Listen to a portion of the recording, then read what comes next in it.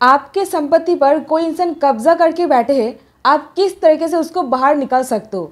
और जहां पर 12 साल का कब्जा हो चुका है, यानी कि 15 साल हो गया है, 30 साल हो गया है, क्या आपको वो प्रॉपर्टी वापस मिल सकता है? 12 इयर्स पोजेशन रूल किसको कहा जाता है? तो सबसे पहले बात करेंगे एडवर्स पोजीशन, यानी कि 12 साल अगर आपके पोजीशन पर कोई कब्जा करके रखे है, वो इंसान मालिक बन जाते। और अगर वो एक बार 12 साल या फिर उससे ज़्यादा हो जाता है तो एडवर्स पोजीशन वो क्लेम कर लेगा। अभी ऐसे में आपको समझना है कौन सा कंडीशन पर एडवर्स पोजीशन का ये जो प्रिंसिपल है, ये जो रूल है, ये लागू हो जाता है। अभी यहाँ पर ये सब चीज़ समझने के लिए आपको सुप्रीम कोर्ट ऑफ इंडिया के जजमेंट्स को रेफर करना पड़ेगा। ऐसा कुछ जजमेंट सामने रिसेंट डेज पर आया है जहां पर सुप्रीम कोर्ट खुद व्याख्या दे रहे हैं तो एडवर्स पोजीशन का प्रिंसिपल कहां पर लागू होगा, कहां पर लागू नहीं होगा। ऐसे ही कोई इंसान आ करके 12 साल हो गया ये बोल करके एडवर्स पोजीशन क्लेम नहीं कर सकता है। एडवर्स पोजीशन यानी कि 12 साल के ऊपर अगर कोई इंसान आपके पोजीशन पर कब्जा करके रहने लग जाता है तो वो इंसान प्रॉपर्टी के ऊपर मालिकाना हक क्लेम कर सकता है। तो government of Kerala and another versus Joseph and others, ये केस में सुप्रीम कोर्ट व्याख्या दे करके बोल रहे हैं एडवर्स पोजीशन यानी कि अक्सर नॉर्मल लोगों को यही पता होता है कि 12 साल वो रह चुका है, अब कोई कुछ नहीं कर सकेगा, प्रॉपर्टी उसका है।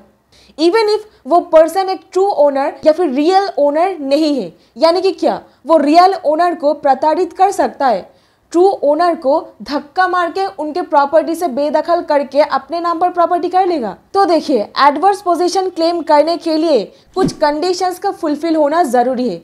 सबसे पहले पोजीशन एकदम कंटिन्यूअस, ओपन, हॉस्टाइल एंड इसी के साथ ही साथ जो पोजीशन आप क्लेम कर रहे हो वो कोई और पार्टी का है, ये भी क्लियर होना चाहिए। एनिमस पोजिडेंडी ये आपके पास होना चाहिए। अब इसका मतलब सिंपल से समझिए, एनिमस पोजिडेंडी यानी कि इंटेंशन, यानी कि उद्देश्य। तो आपका उद्देश्य यही होना चाहिए, आप उस पोजीशन को लेना चाहते हो। और यहीं पर बैक ऑफ द माइंड, इसको अलग तरीके से हम लोग ये भी बोल सकते हैं, आपके दिमाग पर ये है तो राइटफुल ओनर जो है उनको डिस्पोजेस करना। तो ट्रू ओनर को आप पोजीशन से बाहर निकल दे रहे हो। तो इस तरीके से हम लोग इसको डिफाइन कर सकते हैं। तो ये सारा का सारा चीज़ अगर फुलफिल हो रहा है तो आप एडवर्स पोजीशन क्लेम कर सकते हो। अभी यहाँ पर एनिमस पोजिडेंडी सबसे इंपॉर्टेंट रोल प्ले करता है। अब किस तरीके से करता है वो भी सुप्रीम कोर्ट खुद बोल रहा है। देखिए, तो एनिमस पोजिडेंडी यानी कि आपका उद्देश्य यही है कि आप उस पोजीशन में रहना चाहते हो।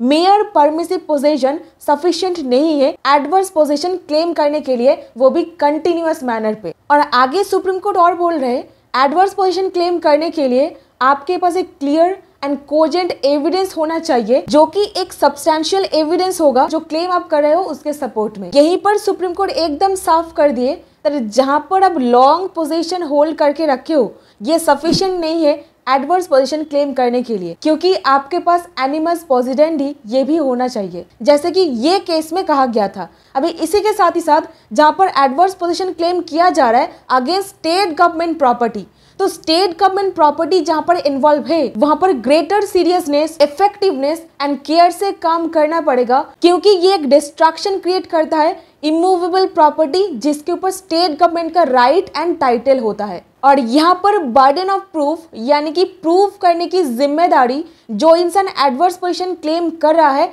उनके ऊपर होता है। प्रॉपर पर्टिकुलर्स होना चाहिए एडवर्स पोजीशन क्लेम करने के लिए। एकदम शुरुआत में बर्डन ऑफ प्रूफ होता है जो असली ओनर है, लैंड ओनर है, उनके ऊपर, तर जो उनका टाइटल है उसको वो प्रूफ करे कोर्ट के सामने। पर बाद में वो शिफ्ट कर जाता है जो इंसान एडवर्स पोजीशन क्लेम कर रहा है उनके ऊपर। And on the other hand court भी यहाँ पर ड्यूटी बाउंड होता है, तर जो प्लीड यहाँ पर किया जा रहा है उसके बियॉन्ड वो ट्रैवल करके रिलीफ ग्रांट नहीं करेंगे। और एकदम आखिर में सुप्रीम कोर्ट ये बोल रहे हैं दैट कोई भी स्टेट अपने सिटीजन, नागरिक के प्रॉपर्टी के ऊपर एडवर्स पोजीशन क्लेम नहीं कर सकता है, क्योंकि ये एक वेलफेयर स्टेट का नमूना होता है। और यहीं पर दो सजेशन आपके लिए रहेगा, अगर आपके पोजीशन पर कब्जा किया गया है तो चुपचाप नहीं बैठ करके आपके जो लोकल अथॉरिटी है वहाँ पर जा करके कंप्लेन दर्ज कीजिए।